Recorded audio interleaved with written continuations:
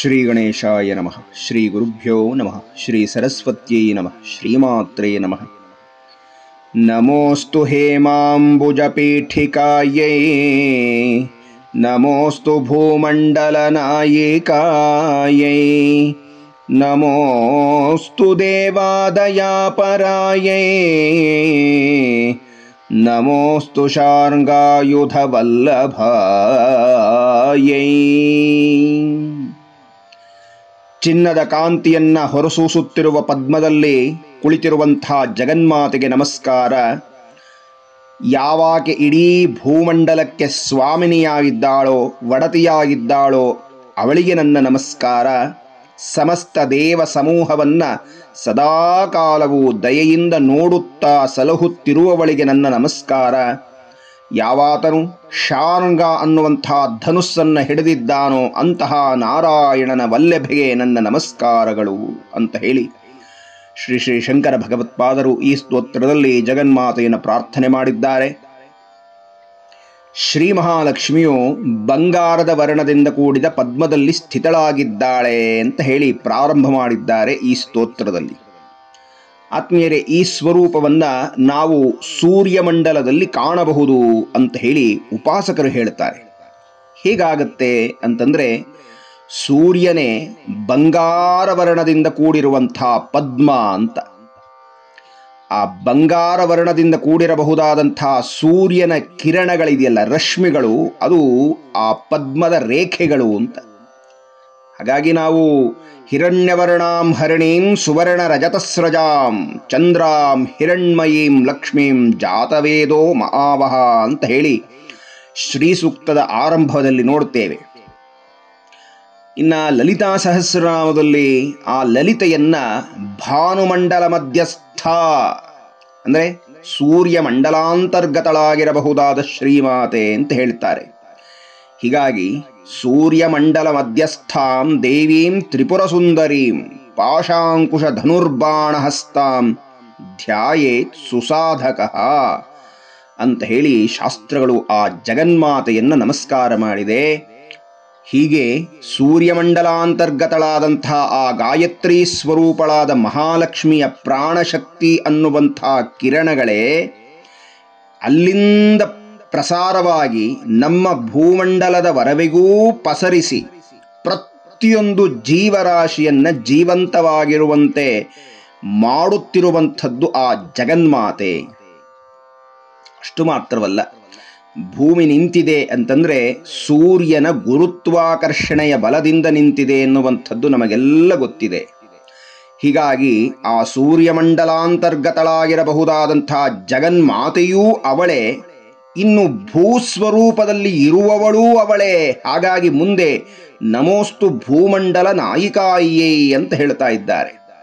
ಈ ಭೂಸ್ವರೂಪದಲ್ಲಿರಬಹುದಾದ ಮಹಾಲಕ್ಷ್ಮಿಯು ಎಲ್ಲಾ ಜೀವರಾಶಿಗಳನ್ನ ಪುತ್ರವಾತ್ಸಲ್ಯದಿಂದ ತನ್ನ ಒಡಲೆಂಬ ಮಡಿಲಿನಲ್ಲಿ ಸಲಹುತ್ತ ಕಾಲ ಕಾಲಕ್ಕೆ ಏನೇನು ಕೊಟ್ಟು ಆ ಜೀವಿಯನ್ನ ಪೋಷಿಸಬೇಕು ಅದನ್ನೆಲ್ಲವನ್ನ ತಾನು ಭೂಮಿಯಿಂದ ಕೊಡ್ತಾ ಇದ್ದಾಳೆ. ಮತ್ತೆ ಈ ಭೂಮಿಯ ವಿಶೇಷ ಏನು ಅನ್ನುವುದನ್ನು ಗಮನಿಸಬೇಕು. ಪಂಚಭೂತಗಳಲ್ಲಿರುವ 5 ತತ್ವವು ನಾವು ಭೂಮಿಯಲ್ಲಿ ನೋಡಬಹುದು. ಹಾಗೆ ಜಗನ್ಮಾತೆ ನಿರ್ಮಾಣ ಮಾಡಿದ್ದಾಳೆ ಅಂತ ನೋಡಿ. ಭೂಮಿಯಲ್ಲಿ ಖಾಲಿ ಜಾಗ ಇದೆ, ಅದೇ ಆಕಾಶ. ಮತ್ತೆ ಭೂಗರ್ಭದಲ್ಲಿ ಅಗ್ನಿ ಇದೆ, ಭೂಮಿಯಲ್ಲಿ ನೀರಿದೆ, ಭೂಮಿಯಲ್ಲಿ ಗಾಳಿ ಇದೆ.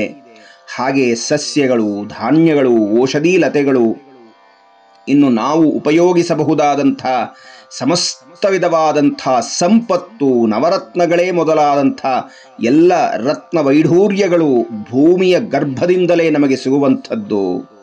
ಹಾಗಾಗಿ ಲಕ್ಷ್ಮಿಯ ಅಷ್ಟೋತ್ತರ ಶತನಾಮಾವಳಿಯಲ್ಲಿ ಆ ಜಗದಂಬೆಯನ್ನ ವಸುಂಧರಾಂ ಉದಾರಾಂಗಾಂ ಹರಿಣೀಂ ಹೇಮಮಾಲಿನೀಂ ಅಂತ ಹೇಳಿ ಸ್ತೋತ್ರ ಮಾಡಿದ್ದಾರೆ.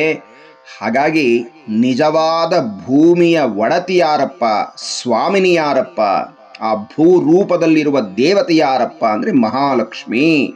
ಹೀಗಾಗಿ ಅಂತಹ ಭೂಸ್ವರೂಪಳಾದ ಮಹಾಲಕ್ಷ್ಮಿಗೆ ನಮಸ್ಕಾರ. ಮುಂದೆ ನಮೋಸ್ತು ದೇವಾದಿ ದಯಾಪರಾಯೈ. ಅಂದರೆ ಈ ದೇವಿಯ ದಯೆ ಇರುವುದರಿಂದಲೇ ದೇವತೆಗಳು ಸಹ ಸದಾಕಾಲ ಶಕ್ತಿವಂತರಾಗಿದ್ದಾರೆ, ಧನವಂತರಾಗಿದ್ದಾರೆ, ಸಂಪದ್ಭರಿತರಾಗಿದ್ದಾರೆ, ಅಧಿಕಾರದಿಂದ ಕೂಡಿದ್ದಾರೆ. ಇದೆಲ್ಲವೂ ಜಗದಂಬೆಯ ಕೃಪೆಯೇ ಅಂತ ನಾವು ಶ್ರೀ ಸೂಕ್ತದಲ್ಲಿ ಹೇಳಬಹುದಾದ ಮಂತ್ರದಲ್ಲಿ ಧನಮಗ್ನಿರ್ಧನಂ ವಾಯು ಧನಂ ಸೂರ್ಯೋ ಧನಂ ವಸುಹು ಧನಮಿಂದ್ರೋ ಬೃಹಸ್ಪತಿರ್ವರುಣಂ ಧನಮಶ್ನುತೆ ಅಂತ ಹೇಳುವಂಥದ್ದನ್ನು ಕೇಳ್ತೇವೆ. ಅಂದರೆ ಈ ಎಲ್ಲ ದಿಕ್ಪಾಲಕರಲ್ಲಿ ದೇವತೆಗಳಲ್ಲಿ ಯಾವ ಯಾವ ವಿಶೇಷ ಶಕ್ತಿಗಳು ಅಂತ ಇದೆಯೋ, ವಿಭೂತಿ ಶಕ್ತಿಗಳು ಅಂತಿದೆಯೋ, ಆ ಎಲ್ಲವೂ ಮಹಾಲಕ್ಷ್ಮೀ ಸ್ವರೂಪವೇ. ಅವಳ ಅನುಗ್ರಹ ಅವರಲ್ಲಿ ಇರುವುದರಿಂದ ಅವರವರು ಅವರವರ ವಿಶೇಷ ಕಾರ್ಯವನ್ನು ನಡೆಸ್ತಾ ಇದ್ದಾರೆ ಈ ವಿಶ್ವದಲ್ಲಿ ಅನ್ನುವುದನ್ನು ಗಮನಿಸಬೇಕು. ಹೀಗಾಗಿ ಎಲ್ಲವೂ ಆ ಅಮ್ಮನ ದಯೆಯಿಂದ ದೇವತೆಗಳಿಗೆ ಸಿದ್ಧಿಯಾಗಿದೆ. ಹಾಗಾಗಿ ಅಂತಹ ದೇವತೆಗಳಲ್ಲಿ ದಯಾಪರಳಾದ ಜಗನ್ಮಾತೆಗೆ ನನ್ನ ನಮಸ್ಕಾರಗಳು ಅಂತ ಹೇಳ್ತಾ, ಇನ್ನು ಕೊನೆಯದಾಗಿ ನಮೋಸ್ತು ಶಾರ್ಂಗಾಯುಧ ವಲ್ಲಭಾಯೈ ಅಂತ ಸ್ತುತಿ ಮಾಡ್ತಾ ಇದ್ದಾರೆ. ಶಾರ್ಂಗ ಅನ್ನುವಂಥದ್ದು ಒಂದು ಮಹಾಧನುಸ್ಸು. ಶ್ರೀಮನ್ನಾರಾಯಣನ ಹಸ್ತದಲ್ಲಿ ಅನೇಕ ಆಯುಧಗಳಿದ್ದಾವೆ. ಅದರಲ್ಲೊಂದು ಪ್ರಧಾನವಾದ ಆಯುಧ ಈ ಶಾರ್ಂಗ ಅನ್ನುವಂಥ ಧನುಸ್ಸು. ಈ ಶಾರ್ಂಗ ಧನುಸ್ಸು ಕಾಲದ ಸಂಕೇತ ಅಂತ ಸ್ವಯಂ ಕೃಷ್ಣನೇ ಉದ್ಧವನಿಗೆ ಭಾಗವತದಲ್ಲಿ ಹೇಳಿರುವಂಥ ಮಾತು. ಹೀಗಾಗಿ ಕಾಲಸ್ವರೂಪವಾದಂಥ ಶಾರ್ಂಗ ಧನುವನ್ನು ಹಿಡಿದಂಥವನು ಕಾಲಾತೀತನಾದ ನಾರಾಯಣ. ಅಂತಹ ನಾರಾಯಣನ ವಲ್ಲಭೆಯಾದ ಮಹಾಲಕ್ಷ್ಮಿಗೆ ನನ್ನ ನಮಸ್ಕಾರಗಳು ಅಂತ ಹೇಳಿ ಗುರುಗಳು ಈ ಸ್ತೋತ್ರದಲ್ಲಿ ಜಗದಂಬೆಯನ್ನು ಶ್ರೀಮನ್ನಾರಾಯಣನನ್ನು ಪ್ರಾರ್ಥನೆ ಮಾಡುತ್ತಾ ವಂದಿಸಿದ್ದಾರೆ. ಆತ್ಮೀಯರೇ, ಮುಂದಿನ ಉಪನ್ಯಾಸದಲ್ಲಿ ಮುಂದಿನ ಶ್ಲೋಕವನ್ನು ಚಿಂತನೆ ನಡೆಸೋಣ. ಎಲ್ಲರಿಗೂ ವಂದನೆಗಳು, ನಮಸ್ಕಾರ.